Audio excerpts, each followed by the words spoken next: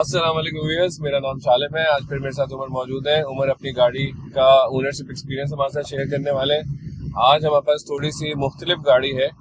जिस गाड़ी में हम बैठे हैं वो टोयोटा कोरोला EE90 है, जो 1992 का मॉडल है। तो चले उमर से बात करते हैं। अस्सलाम वालेकुम। क्या हाल है उमर आपका? अल्हम्दुलिल्लाह, आप कैसे हैं? बिल्कुल खैरियत से। थोड़ा सा बताएं इस गाड़ी के बारे में। विंटेज यार, नॉट एग्जैक्टली विंटेज, थोड़ी see it's not a vintage पुरानी कार। है। हाँ, सो ये EE90 करोला है। ये वाला जो मॉडल है ये करोला का आया था 1987 से लेके 1992 तक। और अगर जनरेशन्स में देखें तो मेरे ख्याल से कोई करोला की सेकंड थर्ड वो 6th जनरेशन करोला है ये। और ये बड़ी अच्छी रिस्टोर हुई है। हाँ, ये कम्प्लीटली रिस्टोर्ड गाड़ी है। इस गाड़ी का हमने रिव्यू किया था। मेरे एक दोस्त के पास गाड़ी थी, सेकंड ओनर गाड़ी है। First owner was a Parsi and then उनसे मेरे दोस्त ने गाड़ी खरीदी थी, उसे पूरी रिस्टोर कराई। इसका हमने रिव्यू भी किया था एंड उसको भी बेचनी थी गाड़ी, उसको कुछ और खरीदना था, तो आई जस्ट थॉट कि मैं ये ले लेता हूं। रिव्यू जो है वो लिंक में मौजूद है, आप चाहें तो उसको चेक कर सकते हैं। चेक कर सकते हैं। तो उमर चलें शुरू करते हैं। What does this car mean to you? या for me the word would be dream, क्योंकि मैं अक्सर बात करता हूँ कि हमारे जो बचपन के ख्वाब और शौक होते हैं ना, वो हम अब आगे पूरे करते हैं। क्योंकि गाड़ियों का शौक तो बचपन से था, अभी भी है, लेकिन आजकल की गाड़ियों से ज्यादा मुझे वो गाड़ियां दिल करते हैं कि जो मेरे अंदर के बच्चे को सेटिस्फाई करने की, जो उसको चाहिए थी और नहीं मिल सकी। तो this is one of those cars जो कि मुझे मेरे बचपन के अंदर जो है ना बड़ी वो मेरी खाला के पास एक होती थी व्हाइट कलर की, इस तरह की, मुझे बड़ी मजे की लगती थी देखने में। I used to be very young at that time.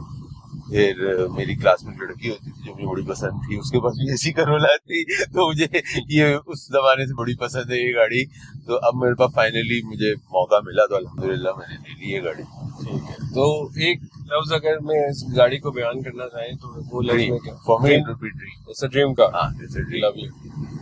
तो it's not the dream car, it's a dream car, It's a one dream of the dream car. ठीक है, मुझे बताएं कि ये गाड़ी अभी आपके पास है, आपकी ओनरशिप में? हाँ, ये मेरे पास हाँ। तकरीबन कोई 1.5 महीना हो गया मेरे ख्याल से मैंने गाड़ी खरीदी थी। मैं जब से लिया इसको, मैं मेरे ख्याल से बहुत चला रहा हूँ, more than any other car I am driving this car. ये गाड़ी खरीदते हुए आपके लिए क्या प्रेफरेंसेस थी? कोई प्रेफरेंस नहीं थी। दोस्त की कॉल आई, लाइक शाम में मुझे उसकी कॉल आई कि यार मुझे वो फलानी गाड़ी खरीदनी है, तो ये बेचने का सोच रहा हूँ। रात को मेरे घर आया, अगले दिन सुबह हमने गाड़ी की डील कर लिया, मेरे पास गाड़ी आ गई थी। और ये गाड़ी कब से है आपके पास? 1.5 महीना तकरीबन हो गया। ठीक है, सोर्स का मैं आपसे पूछूंगा नहीं, क्योंकि आपने पहले बता दिया कि दोस्त के थ्रू आई हुई है। अच्छा, मुझे बताइए, काफी खासी पुरानी गाड़ी है, तकरीबन 92 मॉडल, 33 साल पुरानी, 33 साल पुरानी। एक्चुअली ये गाड़ी जो है ना, इसको ज्यादा लोग जानते हैं 1988 करोला के नाम से, बिकॉज ये वाली शेप 92 तक तो आई थी, बट 92 में बहुत थोड़ी सी गाड़ी थी। 92 में इसके बाद इंडस करोला शुरू की थी। तो जी सर, तो 88 के हिसाब से लोग इसको याद करते हैं। किसी का बोले 92 है तो अगले के दिमाग में जाता है कि शायद इंडस करोला की बात हो रही है। आपने भी जब मुझे 92 बोला तो मेरे जहन में वही आई थी। एक सेकंड, तो आप किसी को बोलते 92 है तो लोगों के दिमाग में इंडस करोला जाती है। लेकिन वो 95 से आना शुरू, नहीं, वो 92 से आई थी। 92 से पाकिस्तान में वो 93 में असेंबल होनी शुरू हो गई थी। एक साल वो इम्पोर्टेड गाड़ी आई थी पाकिस्तानी करोला जो है इंडस, वो 93 में आ गई थी। वैसे इंडस 92 से आ रही है। अच्छा, मुझे बताइए कि अगर आप 30-35 साल पुरानी गाड़ी लेते हैं तो उसमें क्या क्या चीजें ऑथेंटिकेट करते हैं चेक करने के लिए कि यार ये गाड़ी सही है? यार, ये वाली जो गाड़ी है ना, बेसिकली इसके अंदर क्या उसे कहते हैं, आपको ये देखना होता है कि गाड़ी के अंदर चेसिस डैमेज नहीं है। इस पर्टिकुलर गाड़ी की बात कर रहा हूँ। गाड़ी में किसी किस्म की टेम्परिंग नहीं हुई, बट इस गाड़ी की जो पूरी हिस्ट्री सामने थी, तो इसमें हमें पता है कोई टेम्परिंग नहीं हुई हुई है। गाड़ी के चलती हो, गाड़ी में मतलब इस तरह की गाड़ियों में, मतलब आई एम लकी कि मुझे इस तरह से रिस्टोर हुई भी गाड़ी मिल गई, वरना अगर आप नॉर्मली लेने जाओगे तो आपको लेके गाड़ी ठीक करानी पड़ेगी, खर्चा करना पड़ेगा। ठीक है, तो एक बात बताएं कि क्या कहते हैं, if you don't mind telling us how much did you पे फॉर दिस कार? यार इन गाड़ियों के देखो कंडीशन के ऊपर पैसे होते हैं, कोई इसकी मार्केट ऐसा होती ही नहीं है। तो मार्केट के अंदर गाड़ियां इससे बहुत सस्ते सस्ते रेट में अवेलेबल हैं, लेकिन considering the condition of this car I would say around 1.2 million is a fair price. और इतने पैसे में अच्छा मिलता क्या है? हाँ ये भी है। मतलब आपको इससे 20 साल नई मेरान शायद मिल जाएगी, बट इस गाड़ी के अंदर आप बैठ के आपको एक एसी का जो आपकी कूलिंग है, आप ड्राइव कर रहे हो, आप कंफर्ट में, मतलब रेट्रो लुकिंग कार। हाँ, एंड ऑल द थिंग्स, मतलब आप गाड़ी चला रहे हो तो लोग आपको थम्स अप देते हैं, यार क्या गाड़ी में बैठे हुए। Not that I like that kind of attention, but still you get that. ठीक है। अच्छा मुझे बताएं कि आप जब ये गाड़ी आपको ऑफर हुई थी, आप उन दिनों क्या कोई इसी एरा की गाड़ी ढूंढ रहे थे, तलाश कर रहे थे, या it just came up? मतलब दोस्त मैंने कहा था भाई जब भी बेचनी है मुझे बता देना, तो फाइनली उसका मूड बना जब बेचने का, तो ठीक है ले लेते हैं भाई। इस एरा की आपके पास कोई और गाड़ियां रही है पहले रही है मेरे पास, एरा की भी रही है, इससे पुरानी भी रही है, आजकल मेरे पास यही गाड़ी है। ठीक है। सॉरी, अगर क्या ये आपकी प्राइमरी गाड़ी है? Mostly yes. अच्छा, और ये अमूमन आप इसको कितना चलाते हैं यार? दिन में? हफ्ते में अगर बात करूं तो शायद 100 किलोमीटर में इसको हफ्ते में चला रहा हूँ, तो दिन को उसके हिसाब से देख लो कि क्या है। अच्छा, कंपेयर टू नई गाड़ी, नई करोला या रिसेंट करोला और ये पुरानी करोला की माइलेज फ्यूल इकोनॉमी वगैरह क्या है? तो यार नहीं, आपके पास जो है 2019 मॉडल की करोला है, वो आपको क्या देती है? 10 साढ़े 10 देती है। ये 8.5 9 देती है। 1300 सीसी कार्बोरेटर इंजन है, विद एसी 8.5 9 के आसपास एवरेज दे रही है। तो मतलब एवरेज कोई इतना लंबा फर्क नहीं है, आप लोग या बहुत ही सिग्निफिकेंट सा फर्क आ गया। और इसकी मेंटेनेंस पे कितना खर्चा होता है?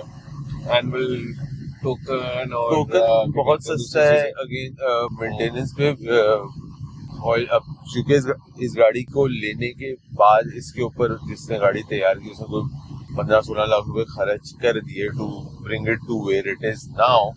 तो अभी मैंने जब से ली है, मुझे ऐसे कोई लेने के बाद एक एक्सीलरेटर की केबल थी जो मुझे डालनी पड़ी क्योंकि उसकी केबल खराब थी। स्पीडोमीटर, तो स्पीडोमीटर सही रीडिंग नहीं शो कर रहा था। तो वो मुझे कोई मतलब 7-8 हज़ार रुपए में मेरा वो पूरा काम हो गया विद लेबर एंड एवरीथिंग। और उसमें केबल भी डल गई, उसमें मीटर के पीछे का भी कुछ पार्ट था जो डलना था, तो वो सब कुछ करके 7-8 हज़ार रुपए के अंदर मेरा पूरी कहानी बैठ। वैसे इन गाड़ियों की मेंटेनेंस कितनी होती है? पुरानी गाड़ी है तो काम तो निकालेगी। अब अगर इसमें 2 ऑप्शन होते हैं, या तो आप एक साथ सारे काम करा लो, जो इस गाड़ी का साथ हुआ है, ये सारे काम एक साथ हो गए और अब आप चलाएं।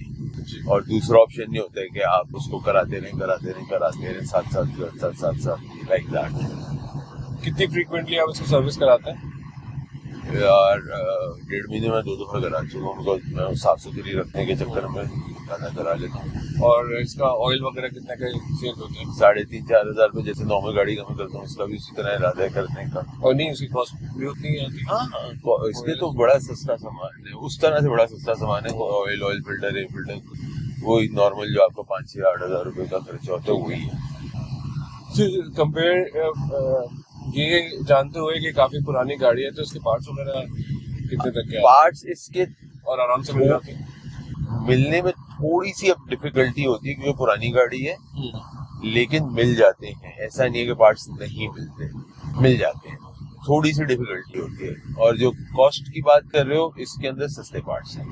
अब इसके अंदर आपको क्योंकि इतनी पुरानी गाड़ी है, इसमें वो चाइना का भी ऑप्शन है, यूज में भी ऑप्शन है, सारे ऑप्शन मौजूद हैं, तो आपके पार्ट्स के ऊपर कोई इतना खर्चा इतना ज्यादा नहीं है। What's the one best thing you like about this car?